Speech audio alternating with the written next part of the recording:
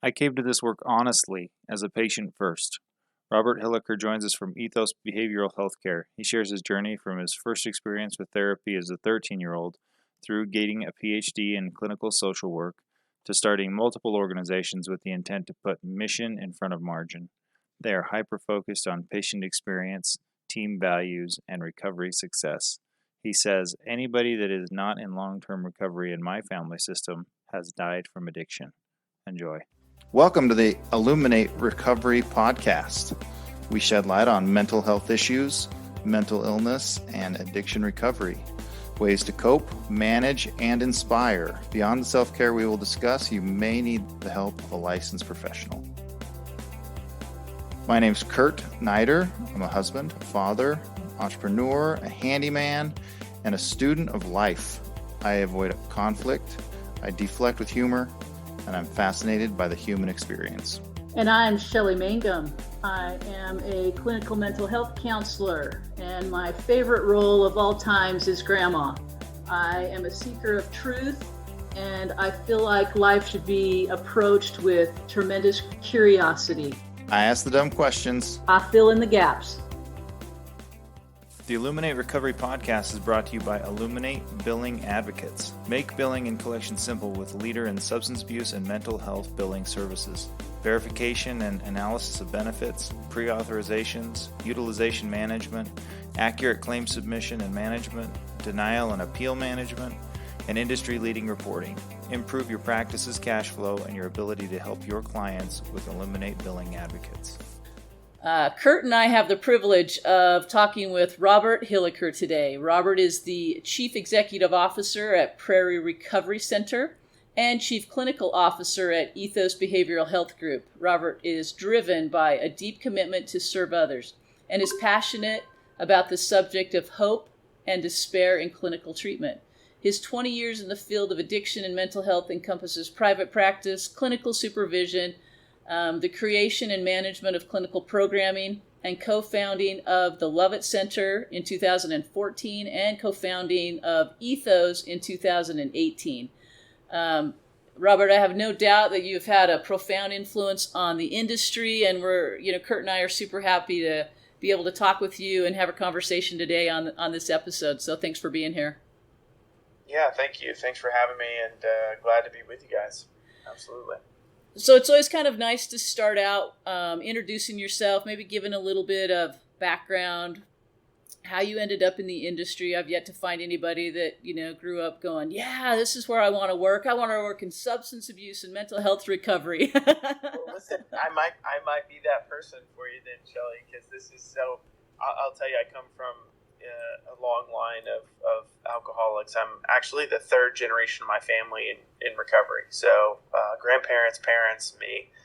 Anybody that's not in long-term recovery in my family system has died from addiction. So it's a bit of an either-or proposition in a lot of ways. I got into this work how many people get into this work in terms of behavioral health, which is I was a patient first. I come by the work honestly. I came in as a patient, and I stayed because this is what I wanted to do. I knew at a really young age this was absolutely what I wanted to do. I was actually 15 years old when I went to my grandmother, who was a therapist, and I said, "Hey, I want to train to be a clinical social worker." And she asked me a really important question. She said, "If you saw thousands of people in your career and only definitively helped one of them, would it be worth it?" And I sat with it. She asked me to kind of sit and think about that, and I came back to her later and I said, yeah, I think it would. And she said, then I think you should do it. And so, I feel like at least one person's been helped. So the rest is kind of gravy. And that's, been the last 20 years of my life. I started out in the field as a paraprofessional, kind of working while going through school, but working in the industry and in the field in a variety of different roles and settings. And then, when I earned my master's, really began working in my kind of area of practice now, which is largely related to professionals with substance use and co-occurring mental health. So I have a lot of psychiatric training in my background, but because of my recovery, personally and professionally, that's been a continued interest. And I tend to work with attorneys. About 80% of the people I see are actually attorneys. I always kind of joke if people feel like their patient is difficult, they're probably my patient, and I like that. I think they're wonderful, and really enjoy immensely working with those folks. So, yeah. It's interesting because I've always said that people who go through or deal with the struggle of addiction and mental health are typically some of the highest functioning people that I know, right? They just are incredible people, and they have these obstacles in their way, and being able to go through that recovery process and do the work and really do the deep work, it's evident in the outcome, right? And when I look at the different kinds of things that you've been involved in, Robert, and the influence that you've had in the industry, I would say that you're, we might call you an overachiever, because you've got a lot of stuff going on, and you've made a lot of difference. And it might be valuable to talk maybe a minute for, you talk about so many people in your family that were, dealt with addiction and that suffered with addiction. Maybe talk about that struggle in growing up in that, and how you got past it, because that's not always easy. Yeah, I think I was exceptionally lucky, and I think people that know a lot about my background would find that kind of an interesting statement, because we grew up, relatively, poor, abuse of all kinds, and all sorts of really dysfunctional stuff within that system. But I had some wonderful, wonderful things as well. Like, if you look at, are you familiar with ACEs? I'm sure, adverse childhood experiences. So if you look across that and you take like an ACEs test, I'm like a affirmative yes for like all of the adverse childhood experiences. But then if you look on the other side of that, there's a resiliency test, and I have all the resiliencies as well, right? I was really clear that I had people that loved me. I had, there was exceptional care taken to get me into treatment early, really early in my life, and it changed the whole trajectory of my life. And I had tons of people. I had a pretty meaningful community of support, even in the midst of struggle and lots of other things. And that idea of strong social ties and meaningful relationships is what sustains me today. So, I was just really lucky in that regard to have that. I never questioned whether my parents loved me or wanted the best for me or anything like that. There's just a lot of profound struggle and all that, and so I had kind of both, the hardships and some of the challenges, and all those factors that facilitate resiliency. So really, in a lot of ways, I'm just quite lucky. Yeah, very lucky, but I think it's an interesting piece, because a lot of people that I've come across and that others come across, they have that resiliency piece. They just haven't learned to apply it, into something other than addiction, right? Yeah. Right. And so being able to bring that up and say, hey, look, you do have all these resiliency pieces, and you're incredibly talented. Let's just, in order to survive in a really heavy addictive pattern, you got to be able to do some really cool survival things, right? And be very resourceful, and those are resiliency pieces. And so I like that you bring that up, because I think it's vital. Yeah. I think you talked about this idea about achievement. I think there was a time in my life where achievement mattered a lot more than it does now. I think at the end of the day, what I've really settled into is that, if you're looking at the Enneagram, I'm not so much, I don't have as much of that 3 kind of achiever energy, as much as I am very squarely in the camp of being a 7, an enthusiast. I love kind of everything. I have kind of a passion and a lust for a lot of things, right? And so I pursue stuff in a kind of doggedly, and that is really more where that comes from these days. It's less, feels less about achievement and taking some of just how I am in the world that would have fueled addiction, and use it for the benefit of recovery, and trying to be in service to people, and trying to, like, for example, grow Ethos, grow our behavioral health company, grow Right now, my principal role within our company is really trying to grow the Prairie Recovery Center and let people know kind of the incredible work that I think we're doing here in terms of treatment.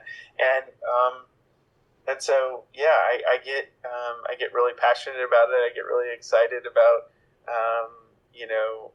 lots of things. I'm definitely an enthusiast. And then I have enough of that kind of 8-wing boss leader energy, if you're familiar with the Enneagram stuff, that it kind of holds it all together, and I'm not just like floating off in the clouds. But I like that justification, right? You're grounded. Yeah. It's all good. Maybe talk, while you've brought it up, talked about, Ethos and Prairie and maybe even Love It too, because you had a hand in that as well. Talk about the relationship between those organizations and your role in that. Sure, yeah. And I can back up and say, so I trained at Baylor Psychiatry Clinic, what feels like a long time ago now, under Glenn Gabbard, which was an amazing experience. Then went on to train as a postgraduate fellow at Menninger, and that really shaped a lot of my developmental experience in terms of my philosophy of care, my approach to care being psychodynamically oriented. I went on to do 2 years of postgraduate fellowship training at the Center for Psychoanalytic Studies in Houston, and then went on to do doctoral education at ICSW, which is the Institute for Clinical Social Work in Chicago, and that's all psychodynamically oriented. So I was trained in this pretty neo-Freudian tradition, and then I later came out of the closet as a Jungian, which is something I like to talk about now in terms of my approach and the centrality of spirituality and dreams and imagination and all of that. So that training background is important because it informed a lot of how I approach building and developing systems of care. So the lens through which I see the world is this psychoanalytic, psychodynamic lens, a very relational psychoanalytic lens. And so I found it very interesting, and that's how Love It really started. I had started a company in 2011 with Brene Brown. You may have heard of her. It's called The Daring Way, and I was the chief clinical officer, and we did some incredible stuff. She had great foresight, which is not surprising. And she was like, "What's next for you?" And I was like, this, I love this. And she was like, "No, you've got your own unique ideas to contribute to the world. Like, what will that be?" And so I left there. I actually started Love It concurrent to my role there, and then realized that Love It, in order to really take off, needed, my full-time kind of attention. So I really concentrated my energy and my efforts in that direction, and along with my partner at the time, and still my partner, but at that point it was just he and I, which is myself and Will Davis. And then we later brought on a third managing partner, Stacey Torn, who's been incredible. She has a doctorate from USC in clinical social work, and very importantly, she has a background in finance, was at Enron, was at other places, so it has this wonderful financial mind, because my basic strategy up to that point was, yeah, sure, I think if we make more money than we spend, we'll just keep growing. And she was like, "Yeah, it's a little bit more complicated than that at this point." So it was above my pay grade. So Stacey's been a wonderful addition to our partnership. So those are our three kind of managing partners. But what we did was, in 2014, we started Love It as a community for health professionals. And all of this is to say, I started to apply psychodynamic thinking, not just to how I thought about patients, but how I wanted to think about the way we do things as practitioners in the field. So I tell this story about how I was sitting across from people talking about how important it was to be meaningfully connected, sitting with patients. And then in between patients, I found myself completely alone and disconnected. That's the world that most clinicians in this field live in, particularly in private practice. They espouse the meaning of connection, and they practice in ways that are totally isolated and alone. Clinicians basically have this experience of understanding connection, but not living in a way that actually reflects it. And so that's what Love It was about. It was a community of health professionals. It was the idea of bringing people together where they could co-locate their practices, have a whole lot of specializations under one roof, and collaborate in meaningful ways. What I didn't anticipate was understanding that I probably didn't know enough about most therapists, because I, like most people, projected the way I am, which is pretty entrepreneurial and willing to kind of assume risks and jump out there and do things. And what I actually found was that most clinicians didn't want any of that. They actually kind of came to us and said, can we just work for you in kind of a different way? Can we work for you, but have this culture that you're talking about? And so that really was, so Lovett was this proving ground. It was our kind of great experiment, and it's still operating today as Ethos Wellness Lovett. It's part of one of our Ethos locations and kind of our flagship outpatient center. It's beautiful. It's a 16,500 square foot building in the heart of Montrose in Houston. And they're doing, it probably even today we see 2,500 to 3,000 patients a week out of that location. I mean, it's amazing. The work that's happening there is incredible. But what we've grown into as Ethos Behavioral Health Group is really something altogether different, where we have a whole system of care that represents about 150 people in total and spans across medical detox, residential care, PHP, IOP, supportive outpatient, aftercare and regular outpatient. And we're in Texas, 5 locations in and around the Houston area, because I don't know how much you know about Houston, but it's a great example of urban sprawl. We just kind of go further and further out. And so you can have 5 locations in a space and still not be too densely populated there. You don't start cannibalizing your own locations because it's just such a huge city and people are so spread out. And then we have our Chicago campus, which we've operated for several years. It's got a wonderful program manager there named Taylor Johnson, and then we have Dr. Modiano, who's an incredible addiction psychiatrist based out of that location. He's wonderful. So great team in Chicago. And then recently we've added California, and specifically an office in Sacramento that Savannah Malcasian has gone to open, which is really exciting as well. So that's kind of where we started and where it's come to in a nutshell. Each layer of that growth and development has really been about growing in ways that reflect that idea of a dynamic workplace environment, a psychodynamically oriented system of care, not just for patients, but also for us to think about ourselves and to work collaboratively in meaningful ways together. And so the community, I'm really proud of our team at the Prairie. I brag on them a lot. But we,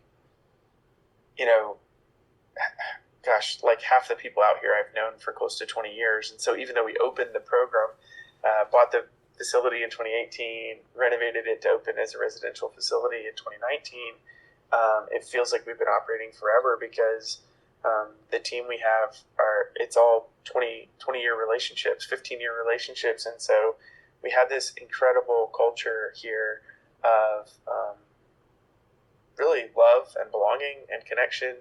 And that permeates how we show up with patients really clearly. And so I'm super proud of that. I feel like, I'd say my crowning achievement in life is that I've maintained a successful marriage to my lovely wife, and we have 4 children. But outside of our children and our marriage, I'd say this has been kind of the crowning jewel of my kind of workplace achievements.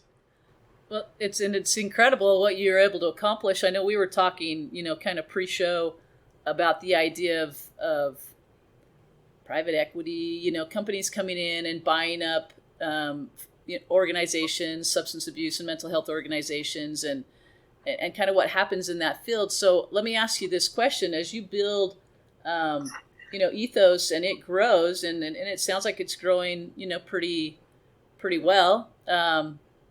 Pretty in a healthy way.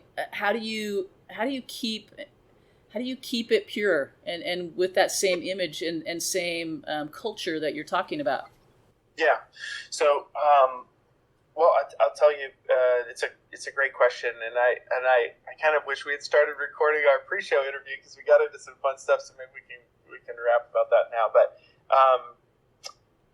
it's a great question. I think one thing is we're always a kind of mission-first organization. So we put mission in front of margin. And what that looks like is not sacrificing the quality of clinical service delivery, really putting that first as our highest priority. the patient experience is really critical. And my belief is that if you do really good work with people, that you'll make money. Like the business will grow organically as a function of doing the right thing first, right? And a lot of people don't see it that way, and private equity can't see it that way because the way that it's structured is in a 3 to 5 year turn, right? And a lot of times it's that in our field it's that kind of 5 year turn, and so they ride the reputation of something that's been built but deteriorate the quality. So they're undercutting the quality at every step of the way so that there's something profitable to kind of flip and sell, sell along, and not really have to worry about what happens after. I always think, like, what happens after these behavioral health groups make 3 or 4 of those turns? There can't be anything left. It's got to be like, what else can you cut? Like no water, no, you can't have anything. We're not feeding you anymore. So there's nothing left to cut. But to your point about how do we grow, I'll tell you how I started my day. 7:30 a.m. every Monday, we have a team call, and we hop on, and I introduce one of our staff values. So our first staff value is have fun. The second is love and serve others.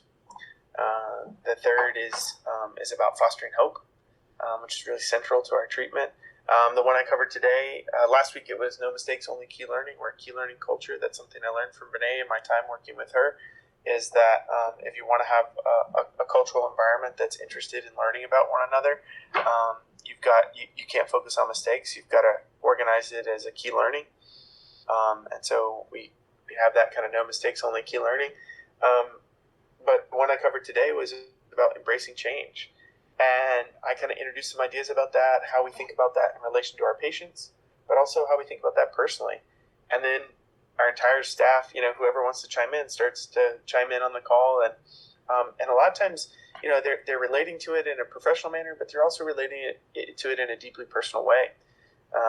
And so people are talking about the ways that they struggle with change in their own lives personally, in their own recovery journey, or whatever that process looks like. And we've obviously gone through a ton of change in the course of the global health pandemic. We've gone through immense changes.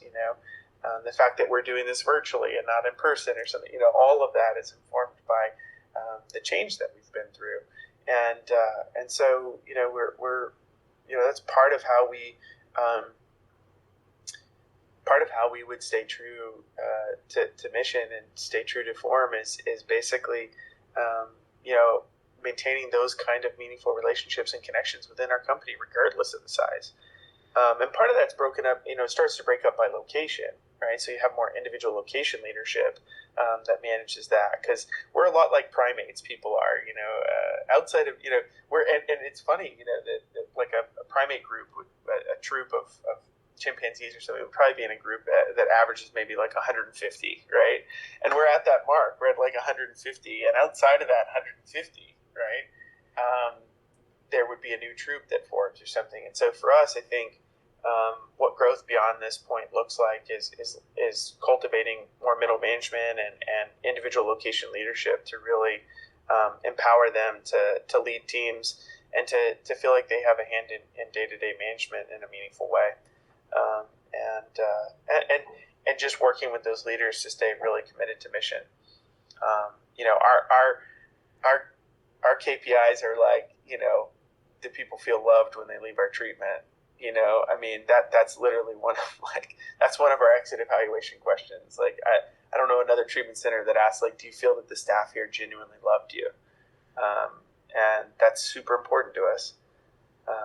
And my hope is that comes through at every level of what we do. That's it's quite incredible, Robert.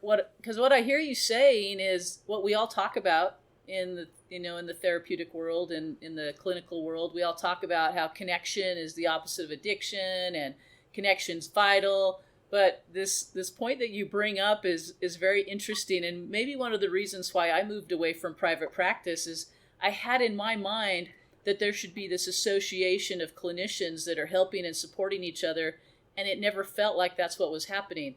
But here you've No. created a space and how long, when you get on the phone at 7:30, how long are you talking with your team? That's a 30-minute call that we start our day with. So we do that every Monday, and then we'll convene again. Like here, we'll convene for 90 minutes at 1 o'clock today with the patients. So we bring, like at the Prairie, we do a community meeting. We bring all patients and staff together, and we have a kind of psychodynamically oriented, in a way, group time together where we're reflecting, and the staff are encouraged to really contribute in meaningful ways with the patients. Obviously, there's a use of self. We're really diligent about that. We're not putting our problems on patients or sharing in ways that are inappropriate, but we're real people, and I think that really comes through in what it is that we do and our passion for working with people.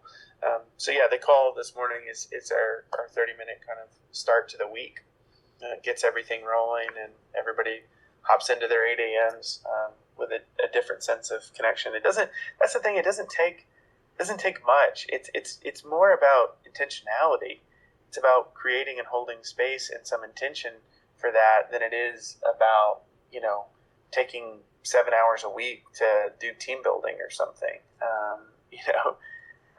I think that 30-minute call will be more meaningful to people than any like icebreaker, team building thing, trust falls or whatever else that people do. So, Well, we do Yeah, all it kind that of goes to stuff. that change that you've been talking about, right? It's the challenge is that it's just not always the same. It's always different. You've got to kind of navigate that. And so part of the positivity of that is looking at, okay, over the last 18 months and the change that we've all had to go through and with COVID is to say, okay, there are definitely some negatives, but what are the positives, right?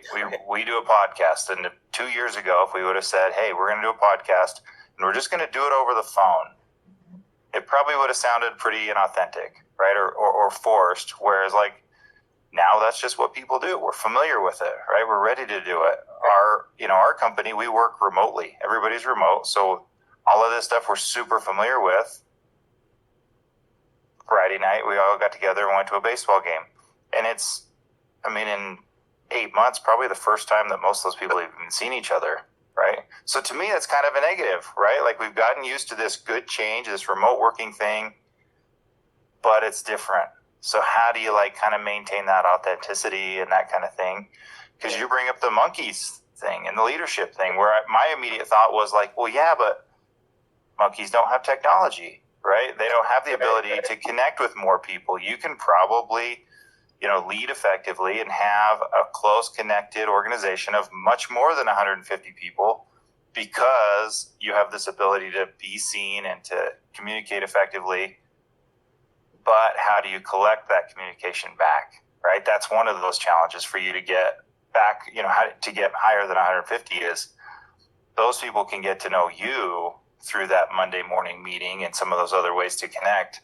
But how do you really stay in touch with that group of 150 people? And that's part of that growth, right? It's not impossible or easy or anywhere in between. It's just, how do you do it? It's different for everybody. Right. And I think that's what I, was speaking to in terms of empowering middle management and leadership to kind of really step in and fill that gap. I can't, if we have 9 locations, I can't even visit all of them for one day a week, 7 days, so if I worked 7 days a week. But that's where the partners come in, right? Myself, Will, and Stacey, we kind of divide and conquer in a lot of ways, really taking on different facets and elements of our business and different sectors of our business in a really meaningful relational way. And then, I meet with people one-off and have lunches and coffee. And we really do a lot of, I would say more often than not, we spend a lot of our time doing a lot of internal outreach, and you're right about technology and the role of technology. And we have done a lot to improve systems and processes and to leverage technology to drive change in meaningful ways in our organization over the last few years. Particularly the last 2 years has been this kind of like hockey stick curve, kind of just, growth for us. in terms of what's happened in the midst of all of this. I mean, overnight we had to reinvent ourselves. Talk about embracing change. We had to reinvent ourselves as a telehealth company. 90% of our business went online, and it was wild. But we've adjusted accordingly and all that. Now with Delta variant, we had returned largely to in-person interactions. Now we're having to do more masking. We're having to just be really vigilant and mindful about the health and safety aspects and qualities of that. So we've been really attentive to that, and I'm proud to say that we've knock on wood, we've managed that effectively for the last year and a half or whatever.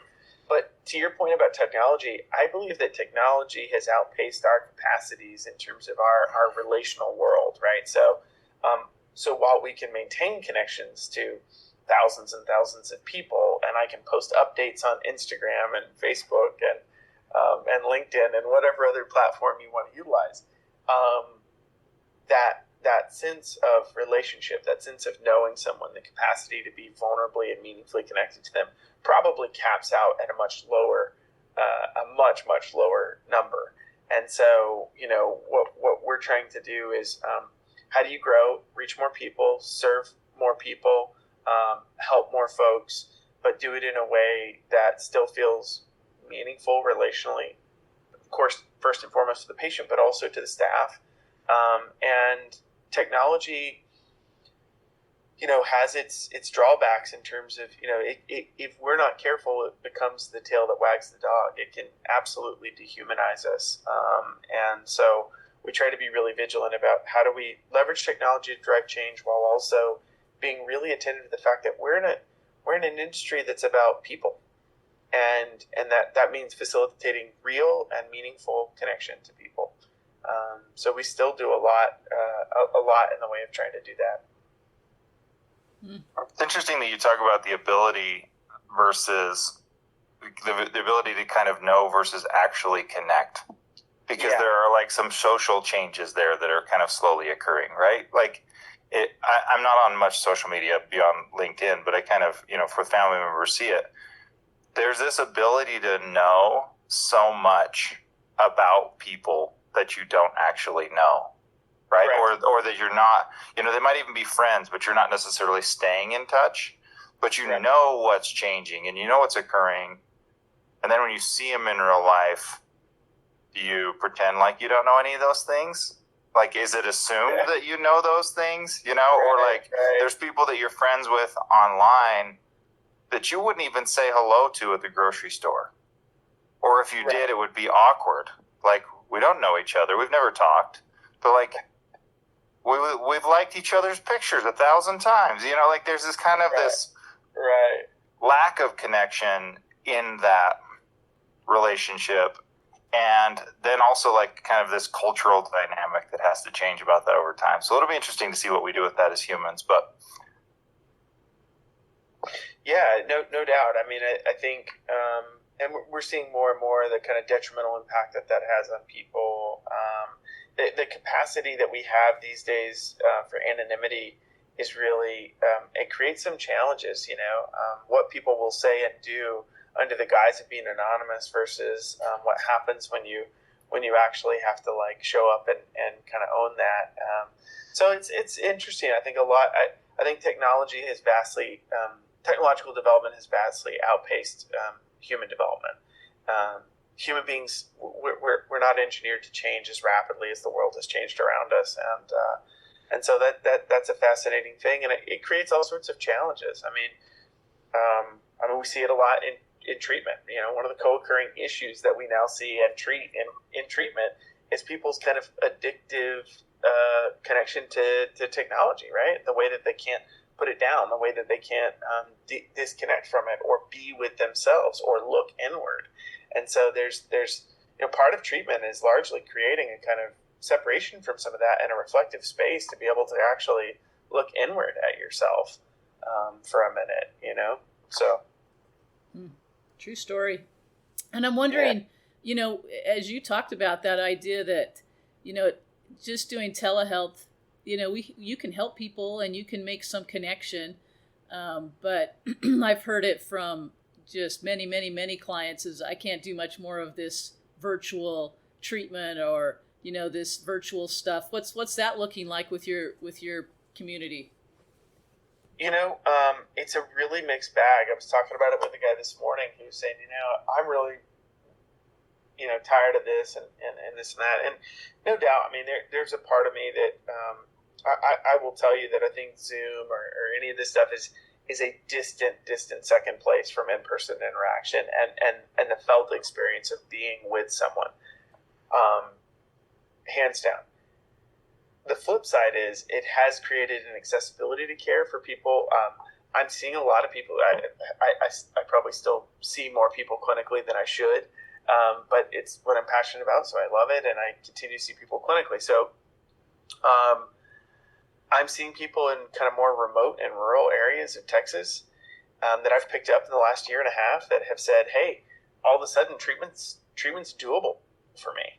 And so for them, it is a lifeline that was non-existent. And 2 years ago, it wasn't even on the radar. Not in this way. I mean, telehealth was, of course, but not like this. Not where people like me who would have never really elected to do a lot in the way of telehealth suddenly is doing most of my stuff virtually. The other thing is, because I see professional folks, let's say they drive down to my office for a essentially 1 hour session. Well, Houston traffic, etc., time of day, whatever. Tack on 30 minutes each way, and now there's 2 hours of their time. So let's say they're an attorney that bills, I don't know, $500 an hour, $1,000 an hour. I mean, whatever they're doing, the opportunity cost for attending care is tremendous to them. So they're like, so not only do I have to pay you your fee, but I can't see the people that I bill by the hour. And when you chunk out your week in billable service units, right, billable units of time, as attorneys and a lot of other professions do, the idea of virtual is like, man, I can take an hour. I take an hour for lunch. I can sit at my desk and see you, and it's again created an accessibility that wasn't there before. So people who might have said, hey, this is a barrier to accessing care, like I can't give up a chunk of my day, 25% of my work day or something like that to go see you. Well, now it's like, no, you're taking your lunch hour,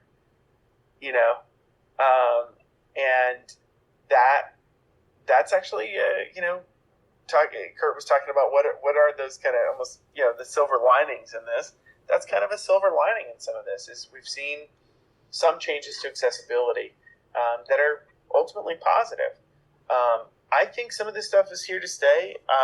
Obviously, I think there's going to be a number of people, a growing number of people wishing to return to in-person, and that's okay. Most of our stuff these days now is hybrid. We're doing a mixture of in-person and online and just trying to manage all that safely and effectively. And I totally agree with what you're saying. There is opportunities that have opened up that we've been talking about opening up for years, and COVID has kind of forced that hand. It'll be interesting to see how that levels out as COVID does whatever COVID does, and we can get back into face to face if we want to, because I think telehealth is here to stay. It's not going away, even if COVID when and if COVID does. Yeah, I quite agree. I think, and we've seen that even with access to recovery communities and 12-step communities and things like that. I think it was unheard of to imagine, really going to meetings online. It was like, no, if you're in a densely populated urban area, there's tons of meetings, lots of opportunities to go. But people have been able to start attending meetings in London and Sydney, Australia, and it's created. It's the world has become way more accessible in terms of recovery communities all over. And I think people are really intrigued by that and from what I'm seeing, I think it's going to be a mixture of people that say, like it used to be like, how many meetings a week do you hit? If you're in a 12-step community or whatever, like, got 3 meetings a week, or I got 5 meetings a week, or whatever it is. I think the way we're going to be talking about that from here on out is like, I go to 2 in-person meetings and 2 Zoom meetings, or, I catch this in-person home group, and then, the rest of my stuff I do on Zoom or whatever. So that I think is going to be really interesting. It is, and it's interesting to watch and go, really, how's that going to land? Where's that going to land? But it's not going away, and it's super valuable. I am a Brene Brown fan, and love her work and love what she's done, and I can see that that experience and that time working with the Daring Way and building that has definitely influenced the work that you do here.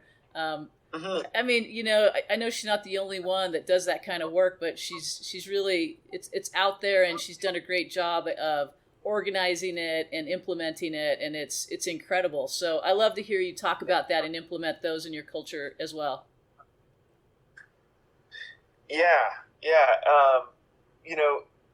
I mean, Brené's one of a kind. She's contributed a lot in terms of thought leadership in our field, and it's been one of those things that I'm really glad that in a lot of ways I kind of I'd done some startup type things before that, but that was I would say as an entrepreneur, that's really where I cut my teeth is in that work with her, and I'm so glad that she had the foresight to say, hey, you have these like unique contributions to make to the field. What will that look like? And really challenged me to actually think beyond what I saw as kind of an end game. She had the foresight to kind of think is a launching pad, and I'm super grateful for that. Always will be, and it's been true. I've been able to contribute a lot of my own unique intellectual property to the world as a function of that, and not feeling like I had to play small in her shadow or stay put there, but could go and do other things, and so that's been really remarkable. But then take the best of those parts, best parts of that experience, and rearticulate them in the things that I've continued to do. So I'm really, really glad for that. It's incredible. Robert, it's been so fun having you on today. I know we could talk for hours and hours about the industry. We were talking earlier about the work that's done in the background to advocate for these people, for clients and people in treatment. I have 100 questions about what does it look like to work with attorneys and, the minds, those working minds, but we'll have to save that for another time. But this has been pretty incredible. I appreciate you being on and for the work that you do, because I can tell that it really is, it's got a culture, which I'm always about culture, right? You build that culture and the rest will, evolve off of it and grow from it. So I love to hear that. Yeah. Well, thank you guys for taking the time to visit, and, I enjoyed the conversation. And like you said, there's probably 10 other things to talk about. So I hope we'll continue that. Yeah, definitely. We need to, for sure. Thanks, Robert.